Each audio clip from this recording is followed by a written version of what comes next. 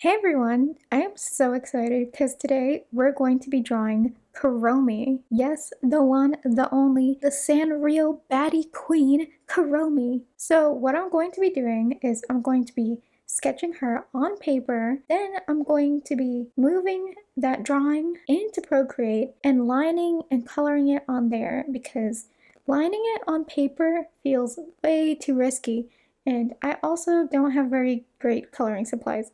I mean, I could color in Crayola, but I just like the flexibility of being able to change the colors around in Procreate. I am so excited for Halloween coming up. I just love the Halloween vibes. I love like the purple, the green, and the orange. I'm not a huge fan of the spooky stuff, but fun fact, Kuromi's birthday is in October and it's on Halloween. Like, what? That is so cute. I've actually been sitting on the idea of me drawing her for a video for a long time now, probably like several months. And I thought, well, since Halloween's coming up, this is the perfect time to do it. I'd love to draw her for Halloween. Now, I don't know if Kuromi is technically punk or emo, but I drew her, I think, a little more punk, and I just love the girly pop aesthetic, like rocker, girly girl, like combined. So I kind of did that, but I think she leans a little bit more punk, but the background turns out to be like pretty girly.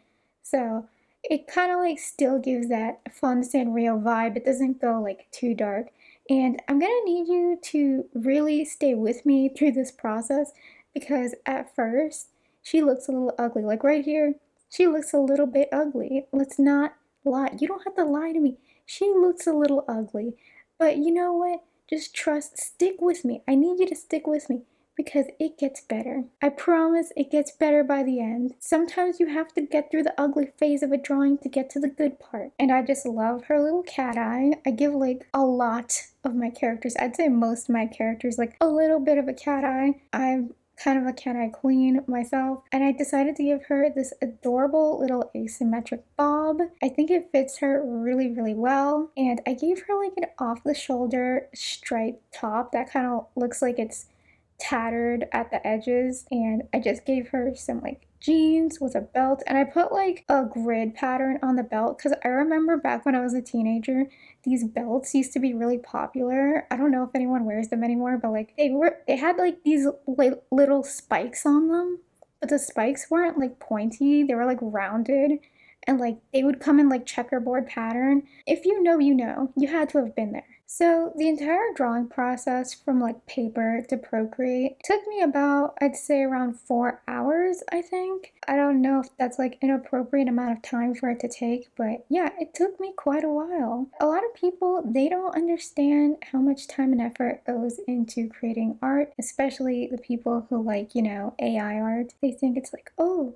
you can make art instantly. Like, no, it takes a lot of time and effort, Trevor. It's not that simple, Trevor. What's even your art style, Trevor? You have no idea because you use Claude and ChatGPT to generate your images or whatever the heck they use. They just don't understand the artistic struggle that we have to go through. But you know what? That struggle is worth it because we end up getting the satisfaction, the artistic satisfaction, and that's something those AI people will never understand. Sorry, I don't hate AI, I just hate AI generated images. Okay, so after the sketch was done, I was like, I have to liquefy this immediately. Her head was like a little too big, if you ask me, and I adjusted her shoulders a bit. So I was drawing this kind of like flat on a table. So what ended up happening was that every time that I draw a character flat on the table, it like distorts the way the drawing looks. So then when I prop it back up to face me, I'm like, oh, the head's very long. It's longer than it appeared when I was drawing it flat on the table. So yeah, that's why her head ended up a little large in the back area. So I'm using a dark like navy dark purplish color to line her, and I really like using that color because I don't know, it kind of like fits with my vibe, and it kind of fits with Kuromi's vibe too.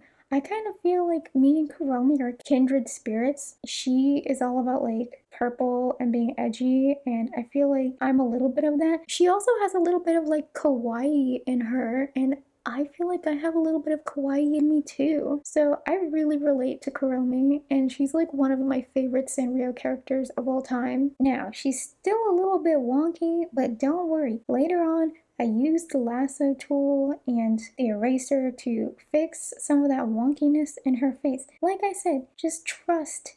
Trust me when I say it gets better.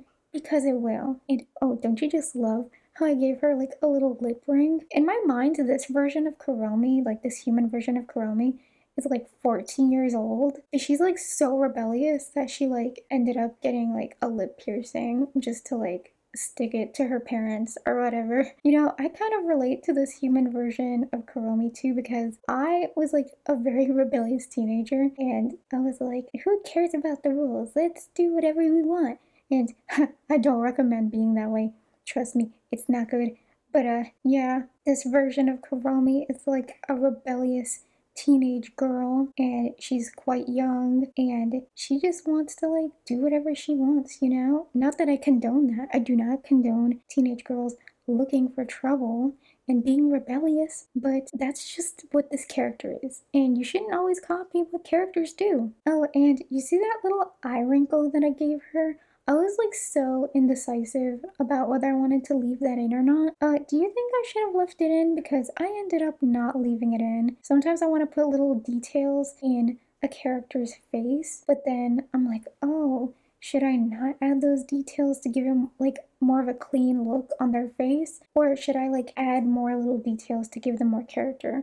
Like another detail that I wanted to give her was some blush, like some blush lines. Then I was like, no, that kind of gets in the way of the face and you know I kind of wanted her to have a clean look. I don't know, I guess it takes away from like the edgy girl vibe if I give her like blushies and stuff. I really used to have trouble drawing hair and I'm so happy that like I've gotten better at drawing hair. Like, look at her hair. It doesn't look half bad. Oh, and here I'm just adjusting her eyes and stuff. Thank goodness for the lasso tool. It really, really, really makes a difference. Her eyes look so much better after like I adjusted them and later on I erase the iris on the right eye and redraw it in to match up with the left eye. Yeah, all these tiny little details really just make her eyes just pop and look beautiful. It's probably like my favorite part of any drawing is the eyes, and I think her eyes turned out really, really nice in this drawing. I mean, they still aren't like finished yet, but yeah, you'll see that they turn out so much better. And if you're a fan of Sanrio characters like me, which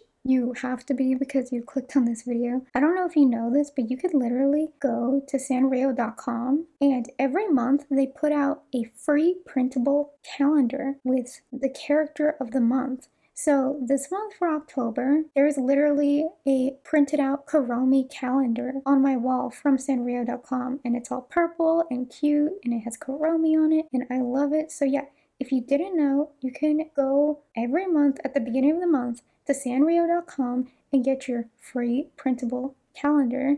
Yeah, that's just a little thing I wanted to add in case you didn't know. I love printing out my free Sanrio calendar every month. And you might have noticed that she's holding a fire. I don't know why, but like when I pictured her in my head, I pictured her holding like a flame for some reason. And I don't know, I guess I just wanted to make her look extra cool and not just like a basic human. Like, I don't know. Does she have magical powers? I don't know. It just fit the aesthetic, okay? I did it for the vibes. Oh, and I forgot, I gave her a cute little belly piercing. That's something else we have in common. When I was a teenager, as soon as I turned 18, I went straight to the tattoo shop to get myself a little belly button piercing because I was just so rebellious. I just had to do it.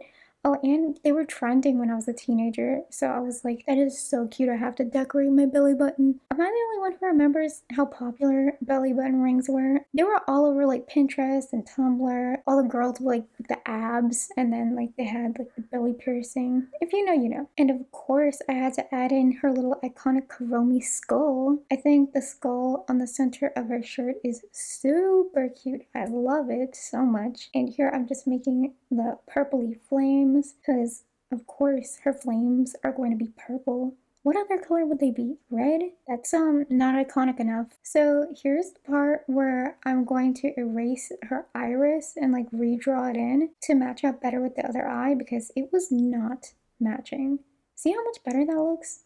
That's like so satisfying to me. So anyways, I was thinking of other stuff that I could draw on my channel because I would love to do some more fan art of characters. And I was thinking maybe I could draw the Winx girls. Maybe I could draw like Bloom because if you didn't know, right now I'm like doing another little mini series of The Sims 4 on my other channel. My other channel is Starphie Game and I post Sims 4 gaming content mostly, and I made Bloom in The Sims. It turned out so cute. You should like totally go check it out. Link in the description, by the way, if you want to see that. So I was thinking maybe I could like make Bloom in The Sims, which I already did, and then I can also draw her on my main channel. So what do you think of that? Do you want to see me draw the Winx girls? That'd be so fun. Oh, and for the coloring, I just did like a time lapse so that the video would be a little bit shorter, you know, because I didn't feel the need to make the video too long. So looking back on this drawing, I can see that I did add in a lot of things that used to be trendy when I was a teenager. I don't know, I'm like an old person that thinks that things were better back in my day, you know? So as you can see, she has dip dyed hair. That's another trend from when I was a teen that I just loved. I was so obsessed with it that I literally went to Walmart and got that box of splat hair dye. Don't know if that still exists, but I got that, and me and my friend, we bleached our hair, and which that wasn't easy because our hair was dark. We bleached our hair at the ends and then we dyed it like purple, but it actually turned out magenta. But it still looked really cute. But unfortunately, those crazy colors, they usually don't last, so it washed right out in like a week or two. Now here I'm just making this little sparkle shape so that I can duplicate it and add sparkles to my background. Yeah, I had a hard time deciding on the background, but I really love the way the background turned out for this. It's giving me Y2K vibes. I don't know, just something about Kuromi plus Y2K just feels very fitting. And then I was like, oh snap, I forgot to add in the checkerboard on the belt. So I just added that in really quick. It was a little tedious, but I already spent 4 hours on the drawing, so what's a few minutes more? So yeah, she's just about done here. This is my Kuromi drawing. I love how it turned out. It turned out so nice. And I hope you have a very happy Halloween. By the way, let me know what you're doing for Halloween in the comments. And let me know what other videos you'd like to see. Bye!